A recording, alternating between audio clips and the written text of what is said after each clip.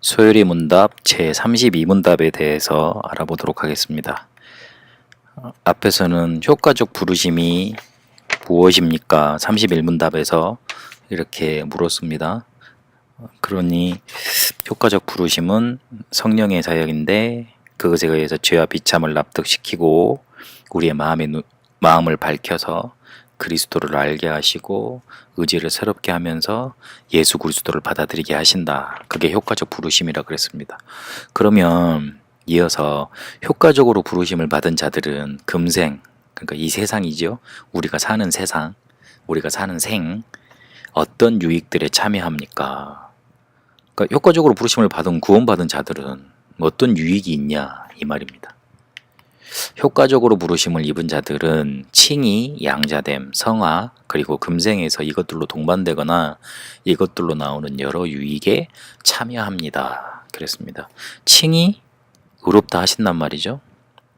양자됨, 하나님의 자녀 삼으셨다. 그리고 성화, 우리는 아닌데 이렇게 하나님이 원래 회복시키고자 하는 그것으로 이렇게 바뀌어져 간다는 것이죠. 그러니까 성화된다는 말은 깨끗해진다는 말도 있지만 이제 의롭다 되었고 하나님의 자녀가 되었으니 구별되어져서 세상과는 다른 축복 속에 하나님 나라의 축복을 누리는 그런 걸맞는 그런 존재로 바뀌어져 나간다는 뜻이고 그렇게 만들어 가신다는 뜻입니다.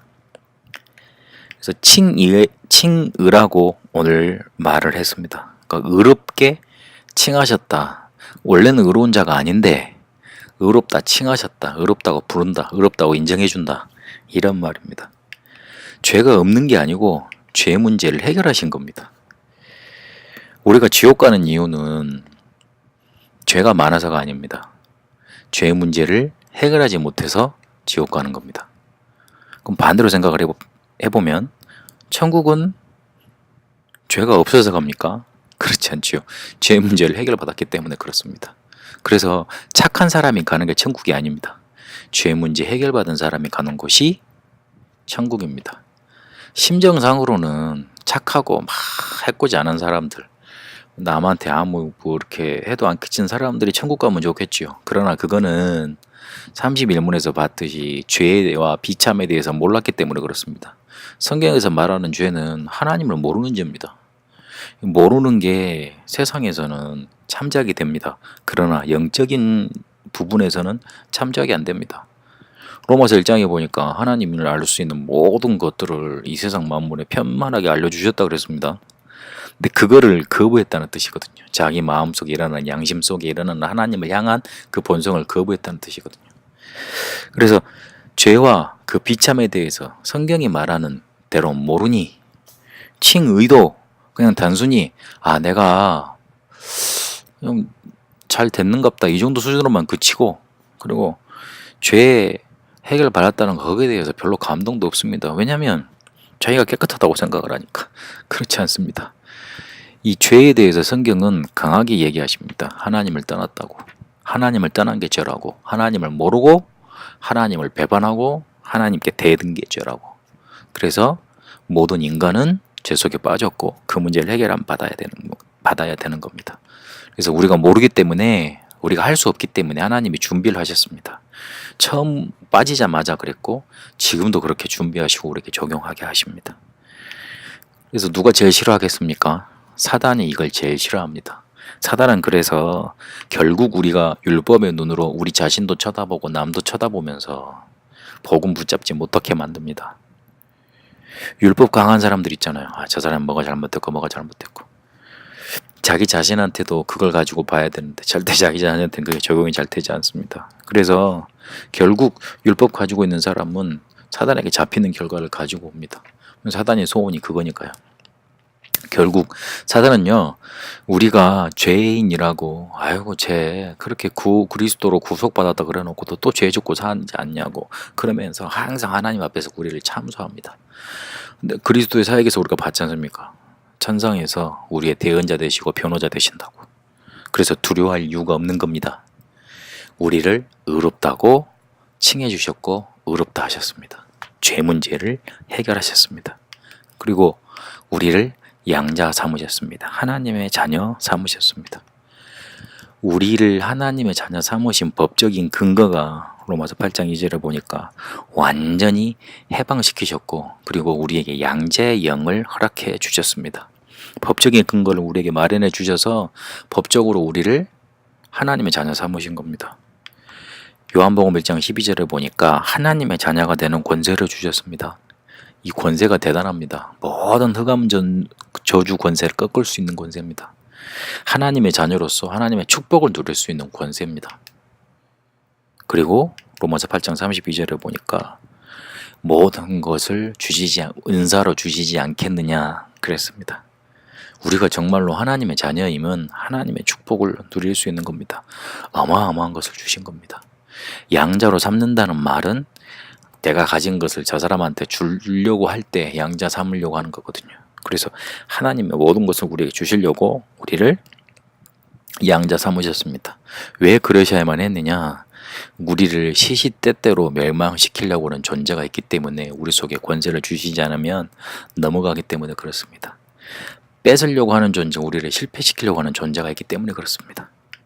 그래서 성화시킨다. 우리를 거룩하게 구별하시는 겁니다. 그래서 하나님의 말씀을 성경이라 그러죠. 그리고 하나님의 자녀들을 구원받은 사람들 성도 그러고, 우리가 교회 예배드리는 곳을 성전이라고 합니다. 그리고 우리가 받은 직분을 성직, 그리고 교회에서 예배드리고 쓰는 것들을 성물이라고 합니다. 다르다는 말이죠. 세상에서 쓰는 거하고는 다르다는 말이고, 세상에서 보는 책과는 다르다는 겁니다. 세상에서 같이 살아가나 그 사람들과는 구별됐다, 다르다는 말입니다. 이 사람들은 흑암 속에 살지만 우리는 하나님의 축복 속에, 빛 속에 사는 겁니다. 그래서 오늘 뭘 강조했냐면, 금생에서 이것들에 동반되거나 이것들로부터 나오는 여러 유익에 참여하게 된다 그랬습니다. 하나님의 자녀가 되는 복, 하나님이 우리에게 주신 복을 금생이란 말은 우리의 육체 속에 영원히 거하는, 그렇게 살아가는 때 복을 받게 됩니다. 고린도전서 2장 12절에 보니까 우리에게 은혜로 주신 것들이 있다 그랬습니다. 마태복음 16장 13절에서 20절까지 보니까 우리에게 그리스도라는 복을 먼저 주셨습니다. 첫 번째겠죠. 그래서 하나님 자녀의 축복 7가지로 정리할 수 있는데, 그걸 우리에게 허락해 주셨습니다. 그리고 불신자 운명에서 빠져나오고 그 사람들을 살릴 수 있는 축복을 주셨습니다. 세계복음화 할 수 있는 축복을 주셨고, 기도할 수 있는 특권을 이렇게 주셨습니다. 5 기초로 정리가 됐는데요. 그 5가지 큰 복을 우리에게 은혜로 허락하셨습니다. 그런데 왜 이것을 깨닫지 못하느냐? 사단의 소원이기 때문에 그렇습니다. 사단은요, 우상 숭배하지, 교회 가지 말라고 합니다. 교회만 가면 뭐 들을 수 있기 때문에요? 복음 들을 수 있기 때문에요. 그래서 교회만 다니지 절대로 복음 깨닫지 말라고 합니다. 또 복음 깨달았으면 거기서 멈추지 은혜 받지 말라고 합니다. 그래서 불신앙 가득 차도록 우리한테 자꾸만 세상의 염려, 근심, 걱정 다 끼안겨줍니다.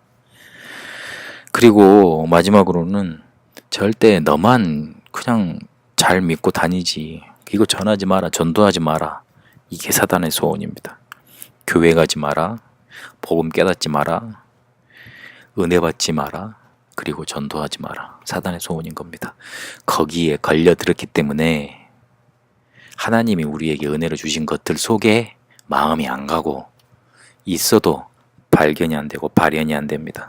그래서 우리 육신 속에 영혼이 거하고 있을 때, 쉽게 말해서 우리가 이 세상에서 살아가고 있을 때, 그때에만 이 유익 복을 누릴 수 있고, 그때에만 상급이 결정되고, 그때에만 전도할 수 있고, 그때에만 구원받을 수 있습니다.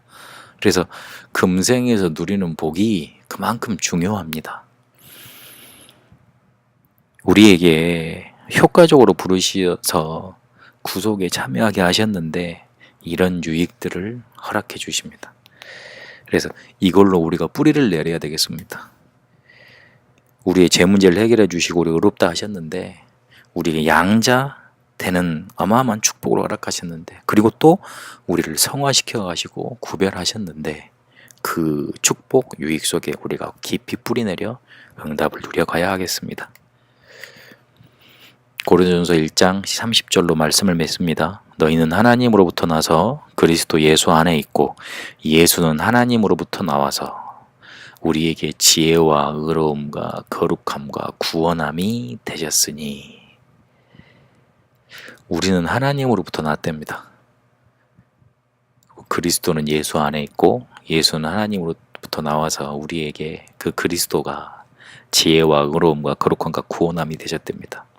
그 축복이 여러분에게 넘쳐나게 되시길 바랍니다. 살아계신 하나님, 우리는 효과적으로 부르심을 받은 자들입니다. 우리에게 그리스도가 믿어지게 하셨습니다. 그리스도가 우리의 지혜이고 의로움이고 거룩함이고 구원함이 되도록 하셨습니다. 이 복음의 사실이 우리 속에 충만하게 넘쳐나 뿌리 내려져서 사단에게 속지 아니하고 금생에서 받는 복을 날마다 누리게 하옵소서. 예수 그리스도 이름으로 기도합니다. 아멘.